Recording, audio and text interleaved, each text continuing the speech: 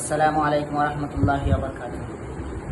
ভাই, আপনারা জানেন সারা দেশ জুড়ে শুধু ওলামায়ে হক্কানি দেওবন্দের সিলসিলা ওলামায়ে কেরাম আকাবিরে দেওবন্দ যারা এই দুনিয়ার মধ্যে অতিবাহিত করে গিয়েছেন, যারা দুনিয়ার মায়া ত্যাগ করেছেন, আমাদের পূর্বসূরি, আমাদের আকাবির আসলাফ, যারা ছিলেন হকের পথে, যারা ছিলেন দেওবন্দের নীতির উপর।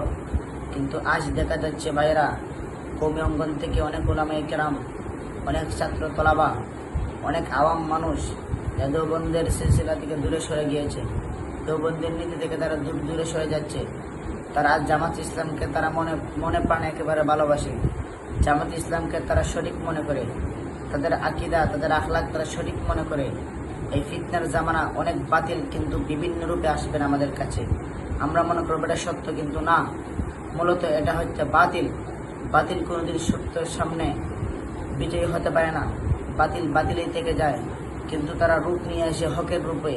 কিন্তু আমরা কত মুসলমান, আমাদের ব্যাকল মুসলমান, আকলহীন মুসলমান, এই বাতিলের পক্ষে তারা দাঁড়িয়ে যায়। এই বাতিলের পক্ষে তারা সমর্থন করে, সাপোর্ট করে। কিন্তু আমি বলতে চাই ভাইরা, আপনারা ইতিহাস পড়ুন। আমাদের আকাবির আসলাফ এই মওদুদী সাহেবের বিরুদ্ধে কতটুকু কাজ করেছেন।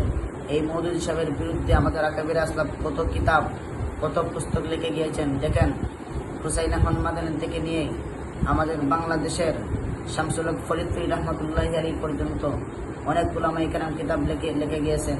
আপনার এদিকে স্মরণ নাই, আপনার শুধু আসছেন যে জামাতে একটু ভালো কথা বললেই তাদের সাপোর্ট করা। কিন্তু না, এটা ফিতনার জামানা। তারা অনেক বাতিল কথা তারা বিভিন্ন রূপে আসবে। আমরা মনে করি এটা হক, কিন্তু এটা হক নয়। কিন্তু জামাত তো জামাত, কিন্তু আরো অনেক বাতিল ফিরকা রয়েছে, জঘন্যতম বাতিল ফিরকা।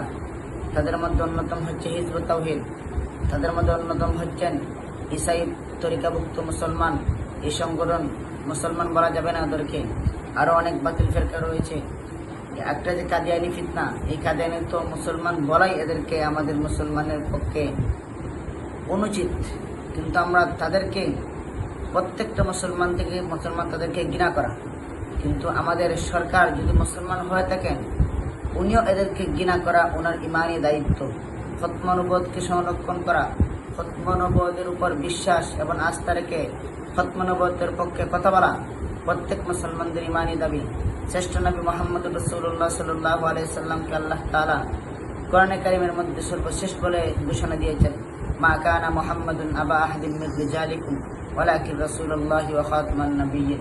আল্লাহ রাসূল সাল্লাল্লাহু আলাইহি সাল্লাম হাদিসের মধ্যে বলেন, আনা খাতামান নাবিয়্যিন লা নাবিয়্যা বাদি, আমি সর্বশেষ নবী, আমার পর কোনো নবী আসবে না।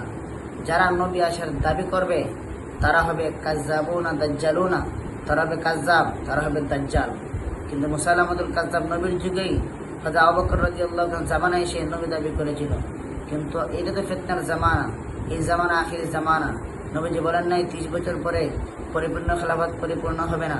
কিন্তু আজ আমরা বিভিন্ন বাতিল কথাকে আমরা ধারণ করে, বিভিন্ন বাতিল কথাকে আমরা হক মনে করে, বিভিন্ন বাতিল কথার মিষ্টি মিষ্টি কথা শুনে আমরা তাদের সাপোর্ট, তাদের পক্ষে কথা বলি। হায়, আমার তো ভয় লাগে যে কওমি আলেম সমাজের মধ্যে এই কিছু কওমি মাদ্রাসার তলবা, কওমি মাদ্রাসার ছাত্ররাও আমাদের চোখে ধরা পড়েছে যে তারা এই জামাতের পক্ষে কথা বলতে গিয়ে তাদের পূর্বপুরুষের ইতিহাস ভুলে যায়। জামাতের পক্ষে কথা বলতে গিয়ে আকাবির আসলাফের ইতিহাস তারা ভুলে যায়।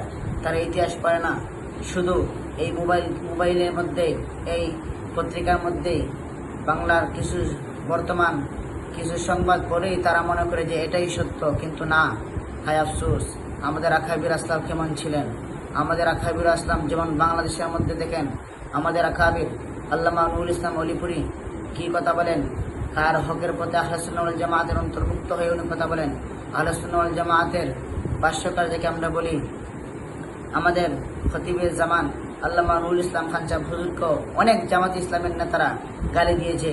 যখন খান সাহেব হুজুর হকের পক্ষে কথা বলতে গিয়ে যখন জামাতের কাছে গৃহীত হয়েছেন, হকের পক্ষে কথা বলতে গিয়ে যেমন কিছু আওয়াম, কিছু উলামা, কওমি অঙ্গনের উলামায়ে কেরাম ও খান সাহেব হুজুরকে বিভিন্নভাবে বাজে মন্তব্য করেছে, মন থেকে ঘৃণা করেছে।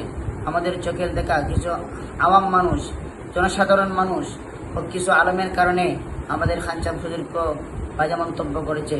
আমি বলি তোমাদের পরিণাম তেমন বেশি ভালো হবে না, কারণ খানসাব হুজুরকে জানেন শেখ আতিয়া রহমতুল্লাহ রেখে যাওয়া আমানত। খানসাব হুজুর হচ্ছেন শেখ গাজীনবী রহমতুল্লাহ রেখে যাওয়া আমানত। খানসাব হুজুর হচ্ছেন শেখ কৌরিয়া, শেখ বাগা, শেখ গৌহবী রহমতুল্লাহ রেখে যাওয়া আমানত। খানসাব হুজুরকে গালি দেওয়া মানে হচ্ছে আকাবির আসলাফকে গালি দেওয়া। খানসাব হুজুরকে গালি দেওয়াই মানে আকাবির আসলাফ আল্লামা শেখ গাজীনবী রহমতুল্লাহ গালি দেওয়া। খানসাব হুজুরকে গালি দেওয়ার মানেই হচ্ছে শেখ আতিয়া রহমতুল্লাহ গালি দেওয়া। খানসাব হুজুরকে গালি দেওয়ার মানেই হচ্ছে শেখ গৌহরপুরি, শেখ বাগা, শেখ আঙ্গুরা, শেখ রেঙ্গা রহমতুল্লাহ গালি দেওয়া। কিন্তু হায় আফসোস, আমরা উলামায়ে কেরামকে ভুলে গিয়ে ফিতনার জামানার ফিতনার মানুষ, যেগুলো হককে আমরা হক মনে করি না, বাতিলকে আমরা হক মনে করি। হায় আফসোস, আমি খুবই আশ্চর্য হলাম। আল্লাহ তাআলা আমাদেরকে সমস্ত বাতিলের বিপক্ষে হকের পথে অটল রেখে সারা জিন্দেগি চলার তৌফিক দান করেন এবং জাতিকে সঠিক বুঝ দান করেন। এই কথা বলে আমি আপনার সামনে বিদায় নিচ্ছি। ওয়া আখিরু দাওয়ানা আলহামদুলিল্লাহি রাব্বিল আলামিন। আসসালামু আলাইকুম।